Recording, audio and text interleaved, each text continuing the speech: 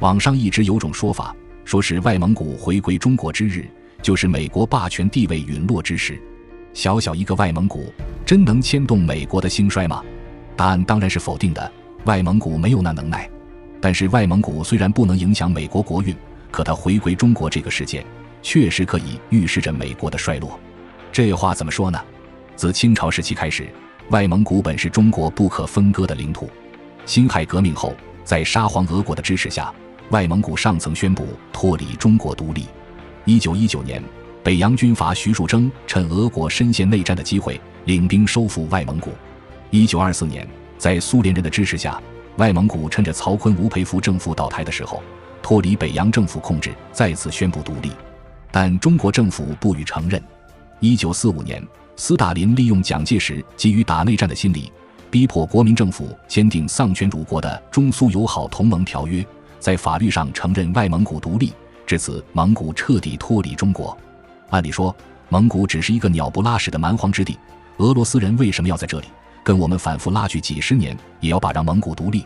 贪图土地，蒙古的土地都是草原和荒漠，没有什么利用价值呀。贪图资源，蒙古交通不便，运输成本很高，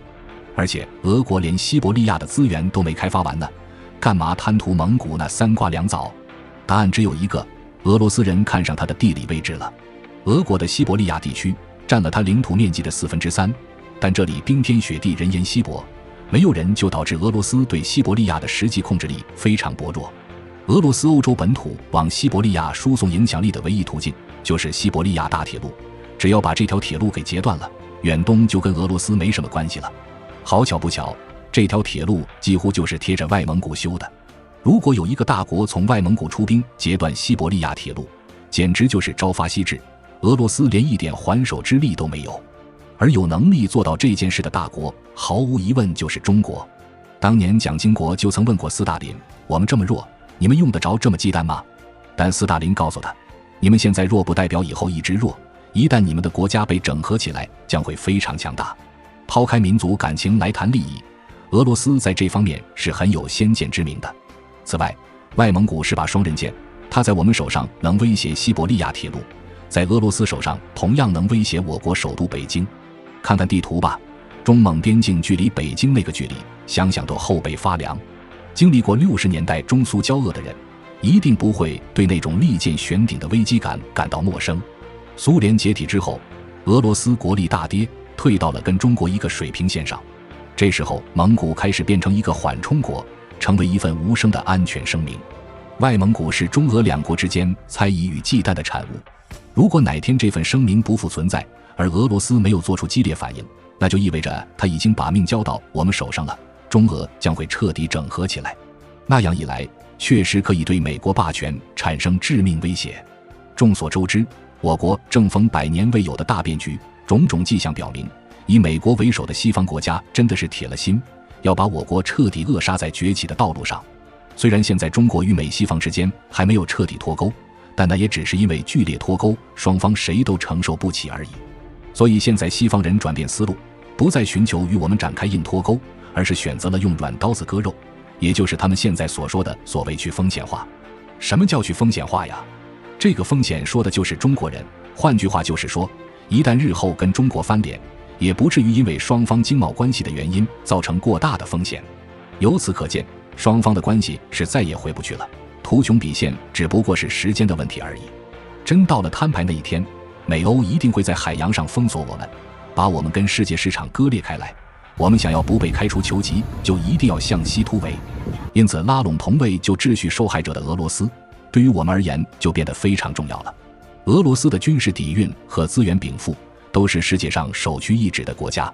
另外，它背后还有中亚、高加索、白俄罗斯等附庸势力市场。更关键的一点是，俄罗斯与我们的一带一路几乎是平行的，这意味着它是丝绸之路最大的安全威胁。所以我们搞丝绸之路，最大的阻碍从来都不是美国，而是俄罗斯。只要把俄罗斯拿下，我们打通亚洲大市场的目标至少就成功了一半。接下来我们再说说为什么俄罗斯彻底倒向我们之后能撼动美国霸权。但凡大国争霸，最后所较量的无非是3样东西：资本、人口和资源。无论我们承不承认，当今世界依旧属于资本主义生产方式的时代，而资本的积累靠的就是剥削剩余价值，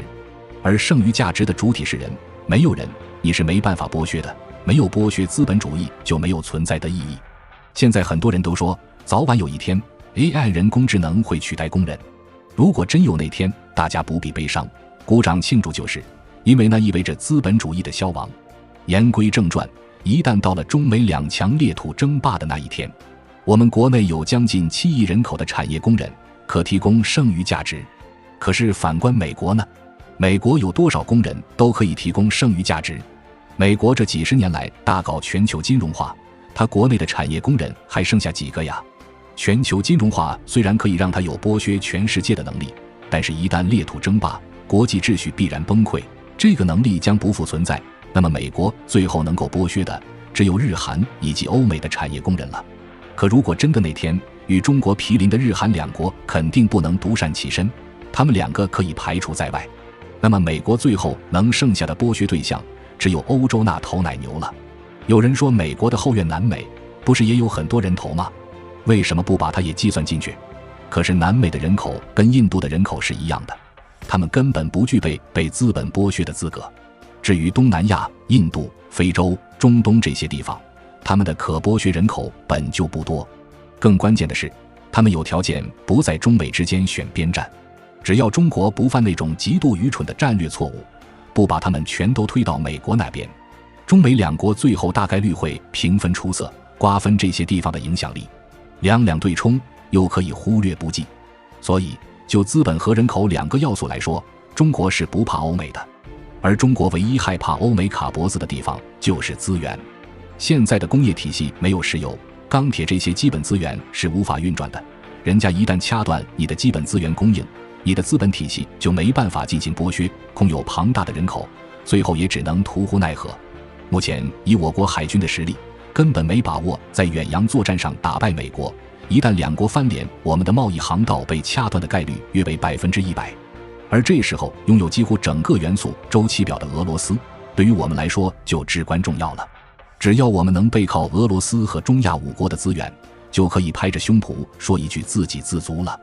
所以中美竞争的关键是俄罗斯这个国家必须得坚定不移地站在我们这边，不能中立，不能敌对，更不能三心二意，必须死心塌地。